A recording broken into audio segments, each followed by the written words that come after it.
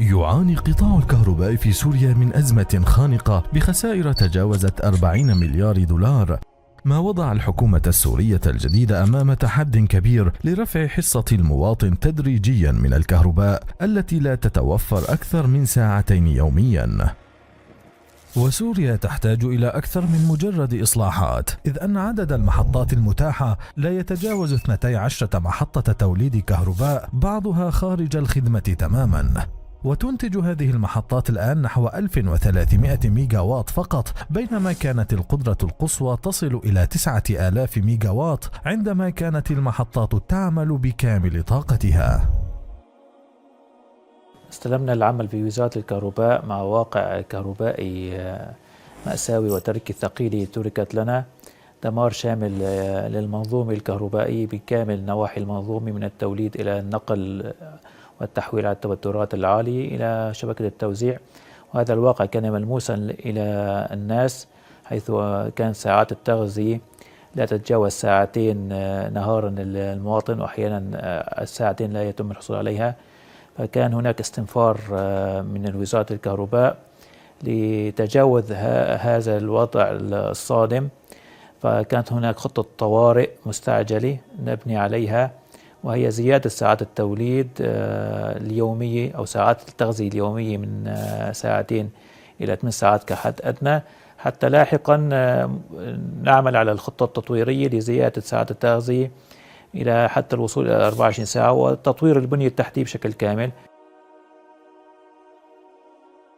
وفي الوقت الذي تحتاج فيه سوريا إلى نحو 6500 ميجا واط لتلبية احتياجات البلاد، تواجه الحكومة تحديات كبرى في توفير الوقود اللازم لتشغيل المحطات. الأزمة لا تقتصر على البنية التحتية فحسب، بل تشمل أيضا توفير المواد التشغيلية والقطع اللازمة لصيانة المحطات القديمة. من المعلوم أن المحطة الحرارية هي تم تأهيل مجموعتين فيها في الفترة الأخيرة، مجموعتين باستطاعة 200 ميجا لكل مجموعة. إجمالي استطاعة المحطة الحرارية 400 ميجا واط. حاليا يتم العمل مع كادر المحطة الحرارية على إعادة الصيانة للمجموعة الخامسة، بالإضافة إلى تركيب محولة 125 ميجا فولت أمبير في محطة تحويل المحطة الحرارية في حلب، مع كادر من وحدة العمليات التشغيلية. طبعا الدمار الحاصل على البنية القطاع الكهربائي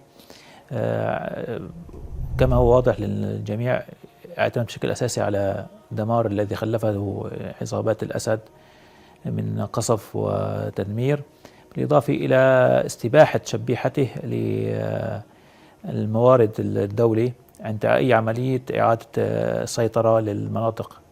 فأكثر المناطق تضررا هي المناطق التي خرجت عن سيطرة الأسد ثم عادت إليه في فترة لاحقة من فترات الثورة، فعندما عادت إليه استباحها بشكل كامل، فبقيت المناطق بدون أي بنية تحتية كهربائية. أحد أسباب دمار البنية التحتية أيضا حتى المناطق التي بقيت تحت سيطرة الأسد في كل مراحل الثورة، والإهمال المتعمد لقطاع الكهرباء والفساد الموجود ضمن قطاعاته ووزاراته، فتهالكت هذه المحطات ولم يبقى أي صيانات دورية لها، فوصلت إلى مرحلة انتهى عمرها ولم تعد قادرة على العمل بطاقتها التصميمية الأساسية. أدت العقوبات والتخبط في حكومة النظام البائد إلى انهيار قطاع الكهرباء في سوريا تدريجيا مع بداية الثورة السورية في 2011، على الرغم من توقيع اتفاقيات يلفها الغموض مع إيران وروسيا لمحاولة إعادة تأهيل بعض المحطات، لكن دون أي نتيجة. الأزمة أكبر من مجرد خطة تطوير.